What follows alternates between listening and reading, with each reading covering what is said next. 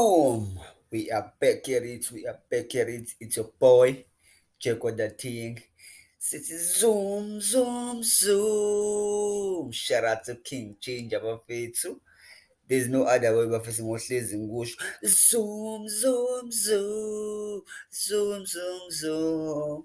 Yeah, bafethu. That's how we're gonna start this channel like every day, man. We're gonna give a shout out to abantu abasipanayo bafethu. Ababafethu esibukela kubona nathi, shout out to umsebenzi wenu omuhle Maqhawe, uqhubeke nje njalo. Siye se-trends sithi siya-acknowledge-a izinto enizenzayo bafethu, nathi siyalandela ngemuva. Shout out bafethu.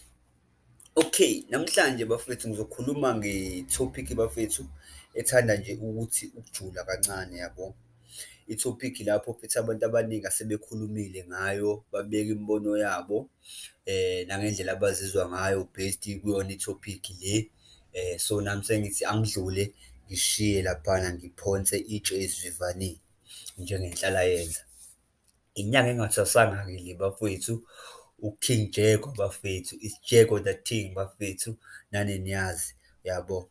So thina nani niyazi-ke ukuthi thina we speak things without fear or favor. Asithathe isayidi, into siyibeka nje njengoba injalo, sekuba kumuntu ukuthi uyizwa kanjani, kodwa we try our best ukuthi sihloniphe abantu yabo leyo nto leyo, in terms of ukuthi singasho amagama abantu uma ngabe sikhuluma and stuff, just ukuthi siyibeke nje on the safe side yabo. Alright, asingeneni kuyona-ke bafethu.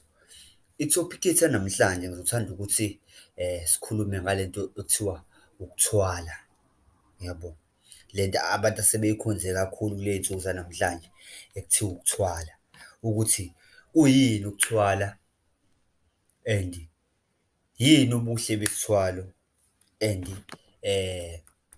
yini futhi iziphi izinto ey'bhedayo futhi ngesithwalo. Yes, nanokuthi iziphi-ke izinto ey'bhedayo ngesithwalo, nanokuthi abantu why bethatha isithwalo and ubungozi bayo nokujula kwaso kuyini kahle kahle. Alright, ngizoqala lana-ke. Isithwalo, cabanga ukuthi siyazi sonke uma sikhuluma ngesithwalo ukuthi sikhuluma ngento eyenziwa abantu uma ngabe befuna umcebo, befuna abantu ukuba nemali babe-rich, baphathe amamiliyoni abanye bafuna uku-own-a iy'moto ey'nkulu, abanye bafuna uku-own-a ilokhuya imizi emikhulu yabo nje, just i-lifestyle, basuke abantu abasuke bejaha kahle kahle i-lifestyle labo yabo. So labantu laba benze njani? Bayaye bahambe bayofuna izinto ey'zobalekelela yabo leyo nto leyo. Iy'bonelo nje engingakunikeza zona abantu abake bathwale ngazo, otikoloshe, imikhovu, omantindane, amagundane alanda imali, iy'nyoka, khona abathwele ngey'nyoka, abaney'nyoka, khona abathwele ngey'gubhu, khona abathwele ziningi nje iy'lwane indlela yokuthwala yabo, kodwa nje ey'dumile ney'setshenziswa kakhulu yizona lezi esengiy'balile. Okay, so isigubhu noma isithwalo sikusebenzela kanjani? Yini lesi esigubhini noma esithwaleni eyenza ukuthi uma ngabe uyisebenzisile ikwenze ukuthi ube nayo imali noma sikunikeze imali le osuke uyifuna? So ngizoqala kanje, isithwalo kahle kahle siwukungcola, that is a fact. Abantu nje kumele bayazi iqiniso ukuthi isithwalo siwukungcola yabo. Siwukungcola ngani na? Ngokuthi kunezinto ey'ningi ezenziwa behind closed doors uma ngabe kwenziwa lezi zinto lezi, and the fact yokuthi le nto yokuthwala into eyenziwa ebusuku most of the time yabo. izinto ey'hlanganisa ubumnyama, eh, nama-dark forces, uyabo, ama-dark spirits la kusuke khona kufuneke kudwele into ama-dark spirits of this world avuswe khona, ngemithi, kusetshenziswe imithi ethize namakhuba athize ukuze kuzovuswa leyo nto leyo. Ngizokwenzela nje isibonelo la kusuke khona umuntu khona ethatha isipuki, uyabo, ethatha isipuki esizomsebenzela ukuze simlandele imali, so isipoki somcebo leso. Kuleyo process umuntu uma ngabe elanda isipuki, kusuke lapho kuvuswa umuntu osuke esashona ukuthi avuke azosebenza alande imali. Most of the time uma kwenziwa leyo nto leyo, kuhanjwa amathuna, akufuneka ithuna lo muntu mhlampe owayecebile, hlampe i-India noma umlungu noma i-China noma ini, okwaziwa ukuthi hhayi lo wayecebile lo, kuvuswe yena, kuthathwe umoya wakhe uhlanganiswe nalowo makhuba lo, ebese ayavuswa azosebenzela lo muntu lo osuke ezomthwala, emthwele. Right. Isigubhu bake bakhulume ngaso, ubezwe besho ukuthi hhayi isigubhu asinabungozi, ini ini ini ini. Mina nje ngizokutshela nje fair and square, asikho isithwalo osithathayo esinganabo ubungozi. Asikho, ngisho ungahamba ushone uyephi, asikho isithwalo osithathayo esinganabo ubungozi bakhona. Ngisho kungathiwa sincane kangakanani, ngisho kungathiwa sishibhe kangakanani, uzwe abantu bethi, hhayi le sithwalo lesi hlampe siwu-10,000 sishibhile asinabo ubungozi, ayikho leyo nto. Why ngoba ngisho njalo? It's because umuntu nomuntu nomuntu unamadlozi akubo, uyabo? Unamadlozi akubo akuyiwona agade umndeni in terms of izinto zomcebo, okuyiwona a-provide umndeni in terms of izinto zomcebo, okuyiwona angamele ukugada umndeni in terms of i-protection, okuyiwona ongamele umndeni ngezinto zonke nje ey'ngamele umsamo wasekhaya. Leyo nto leyo yini? Umsebenzi wedlozi loyo. So wena uma ngabe usuphuma ngaphandle ekhaya, usuyofuna enye into engayona eyala ekhaya, yabo leyo nto leyo, uyithathe wena uzoyifaka la ekhaya, yabo.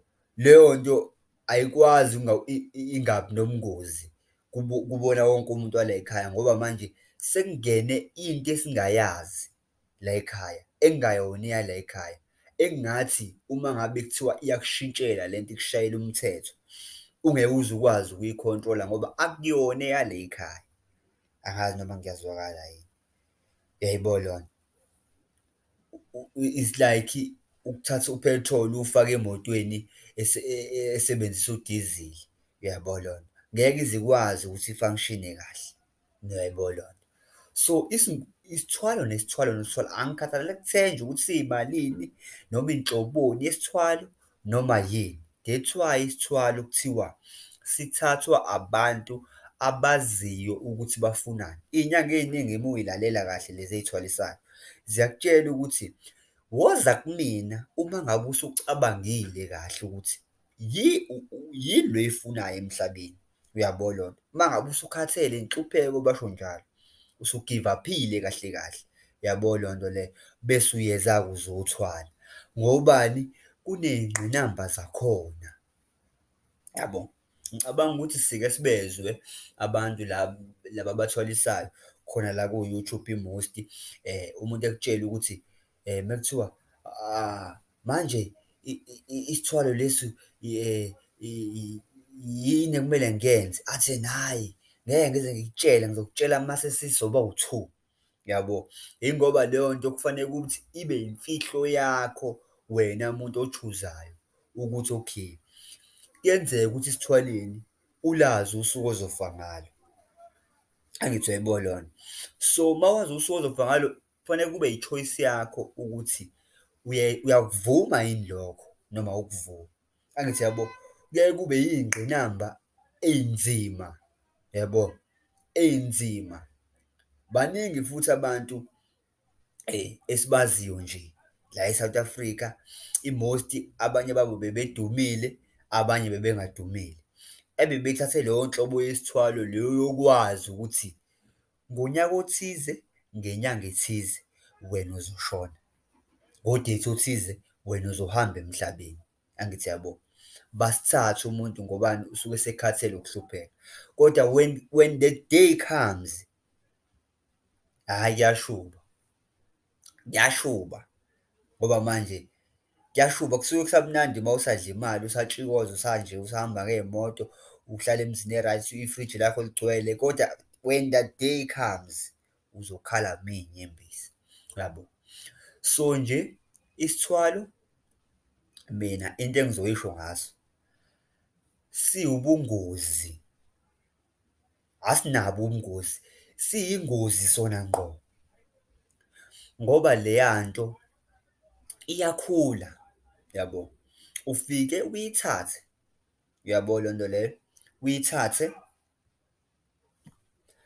ufike uyithathe usashawa indlala, usashawa indlala, usalambile, ubone ukuthi eyi ngeke emhlabeni ngathi akulungi lutho, uyithathe. Ekugcineni bese iyakujikela, ngoba le nto ifana nengane encane. Uma uyithatha iyakulalela, that's why uzwa kuthiwa uyayithuma ukuthi ayenze le nto osuke uyifuna. Into engiyaziyo mina emhlabeni okwazi ukuyithuma ingane yakho, yabo. Ingane yakho okwazi ukuyithuma, utsho ethi shona le, shona le, shona le. Kushuthi le nto le uma kuthiwa uyayithuma, isuke isifana nengane yakho, uyayizwa leyo nto. Kodwa manje umehluko ukuthi akuyona ingane yakho le, ifana nengane yakho, kodwa akuyona ingane yakho, yabo. Uma ikhula iyakuvezela ukuthi hhayi, mina akuyona ingane yakho kahle kahle. Bese kwenzakalani-ke ngaleso sikhathi? Isikhula, ngoba phela ufike uyithume, uyithume, uyithume, uyithume, uyithume, ikutshele ukuthi hhayi ngifuna lokhu, uyinike. Ngekhathi ikhula, nezinto ey'funayo ziyakhula. Angithi uyayibona-ke inkinga-ke la ikhona. Izoqala ithi hhayi mhlampe mina ngifuna ungihlabele inkukhu. Uma ufika nje enyangeni okokuqala, uyithatha le nto, ngoba inyanga nayo phela ifuna imali, ngeke isakudedela uma usungenile esigodlweni, yabo. Izokutshela ukuthi hhayi, le nto le kahle kahle uzoyihlabela inkukhu mhlampe njalo ngoLwesihlanu, yabo. Le nkukhu uyithathe uyoyipha abantu thizeni, mhlampe ngenza i-example, awuyidli wena le nkukhu, uyayithatha uyihlabe, wenze lezi zinto zakho ngegazi leli lakhona, bese uthatha inkukhu, uyayipheka hlampe uyiphe abantu. Angithi uyabo leyo nto, iyona ndlela othwele ngayo leyo, yabo. Kodwa le nto uma ikhula, umthetho wakhona uyashintsha. That's why kuthiwa uma uthwele, awuhlukani nenyanga, uhlala ubuye uyivakashele inyanga, ukuze izo-enlighten-a ngezinto sekukhuphukela, ngoba phela le nto izofika kuwena ikutshele ukuthi hhayi, ungihlabele imbuzi, hawu, ngoba kwathiwa le nto le idla inkukhu, hawu, uyafika kumina manje sithi sidla imbuzi, bese wena uyagijima uya enyangeni, uyoyitshela inyanga ukuthi hhayi, le nto isiyashintsha manje sesifuna imbuzi, bese ithi inyanga, hawu, inike phela, inike phela imbuzi, akithi ifuna imbuzi manje, inike, hhayi ngoba imbuzi kulula, unayo vele imali, uthatha imali ugijime uyothenga imbuzi, uma uthenga imbuzi, uyinike le nto. Unganothisi ukuthi hawu, njengoba isuke inkukhu inya embuzini, izosuka iye enkomeni isifuna inkomo, uyinike inkomo, iphinde inyukele, hhayi sengifuna igazi lomuntu manje, hawu. Nangithi uyabo, iy'ngqinamba zakhona ziya zihamba ngama-levels, angithi uyayibona leyo nto leyo. So, mina ngithi abantu abakuqaphele ukuthwala, ngoba uma ngabe uthwala, akushayeki wena kuphela ekugcineni, ngoba for instance, wena ufike usukhathele ukuthwala, kodwa manje unabantu bakini abakhona la abangamelwe leli dlozi lakini. Wena uma ulanda lesilwane sakho noma yini lo ozobe uyilanda la uzoyilanda khona, uzoyifaka ekhaya, idlozi lenze njani lapho? Liyabaleka, uyabo? Liyaphuma ekhaya libaleke, ngoba idlozi alikwazi ukuhlala nento engcolile, uyayizwa leyo nto, uzwe iy'nyanga yiqamba amanga zithi eh isigubhu kufaneke ngisixhumanise nedlozi lakho. Ngeke isigubhu sixhumane nedlozi lakho. Sixhumaniswa kanjani isilwane nedlozi? Ngoba phela isigubhu nje bafethu ngale shona le nale nale nale. Isithwalo nje esi-dangerous nje. Anginandaba ukuthi iy'nyanga y'ngathini, zithini, zithini. Isigubhu siyisithwalo. Ngisho ngathi isigubhu asisona isithwalo, isigubhu nje siyisithwalo, yabo? Lapha phakathi esigubhini kunezinto ey'hlanganisiwe, zafakwa zahlanganiswa eziyilwane, zavuswa, kwathiwa wena uzohlala la phakathi. Uyayibona leyo nto leyo? Isigubhu nje siyafana nokuvusa isipoki, siyafana nayo yonke inhlobo yesithwalo ekhona, yabo? Kuyafana, yabo? Kuyisithwalo nje. Alright. So, uma ngabe uthi isigubhu asinabo ubungozi noma kufaneke ukuze umuntu sisebenze kahle nomuntu singabi nobungozi, kumele sixhunyaniswe nedlozi lakhe lowo muntu loyo. Uyixhumanisa kanjani into ewukungcola nedlozi lomuntu ngoba idlozi lomuntu alisebenzi into engcolile. Alisebenzi nje into engcolile. Idlozi uma kwangena isigubhu ekhaya liyabaleka. Liyaphuma lihlale lapha libaleke linibuke. Shuthi wena ngamanye amazwi, ngokulanda kwakho isigubhu ngoba nakhu ufuna ukubhenefitha wena, u-end-apha udemeja wonke umuntu osemndenini, yabo? Wonke umuntu osemndenini manje usezohlupheka ngenxa yakho, ngoba ingqinamba yesithwalo noma ngabe isiphi isithwalo mina engine-sure ukuthi le nto iyenzeka and is possible. Isithwalo asivumelekile ukuthi uphe abantu bakini imali. Into engine-sure yazo, azivumelekile ukuthi uthathe le mali wena yesithwalo ufide ngawo wonke umuntu wakini, ufide o-anti, ufide omalume, ufide ayivumelekile leyo nto esithwaleni. Iyona into engiyaziyo ngayo. That's why ubona la bantu aba-rich kakhulu, uthole ukuthi banomona nemali. Hhayi ngoba bengafuni ukusiza abantu, yingoba bavumelekile ukubasiza ngoba indlela abathola ngayo imali, it was part of the deal ukuthi wena uma ngabe uthola le mali, imali yakho le, ngoba uwena umuntu owenze i-sacrifice, yabo? Ayivumelekile ukuthi uhambe uphe abantu bakini. Thatha for example, la bantu abathwalayo bako-Nigeria, la bafana laba abancane, oma-Yahoo boys, omabani bako-Nigeria, yabo leyo nto? Nigeria, Ghana, bani bani, yabo? Buka la bafana laba abahambe bechitha imali, laba abahambe bechitha imali emgaqweni, uthole ukuthi bazofika emgaqweni bephethe imali, igcwele iy'moto, bahambe beyichitha phansi. Yindaba la bantu ngoba bayababona abantu abahluphekayo, bengayithathi le mali besize ngayo abantu abahluphekayo. Instead, bayithatha bayichithe phansi, bayichithe phansi, bayichithe phansi, bayichithe phansi. Yindaba beyichitha phansi. Uma beyichitha phansi, i-sacrifice yakhe le ayenzile yokuthi kufaneke indlela yakhe abathatha ngayo iy'nhlanhla zabantu, yabo? Bona bazofika endaweni ethizeni, mhlampe indawo la kuphuzwa khona, bafike bachithe imali, bachithe imali, qede bayihambele. Ufike wena uzoyithatha leyo mali leyo. Khathi uyithatha leyo mali, iy'nhlanhla zakho ziyahamba zibuyela kuyena. Angithi yabo? Yabo? So, abavumelekile ukuthi basize abantu ngale mali le, uyayibona leyo nto leyo?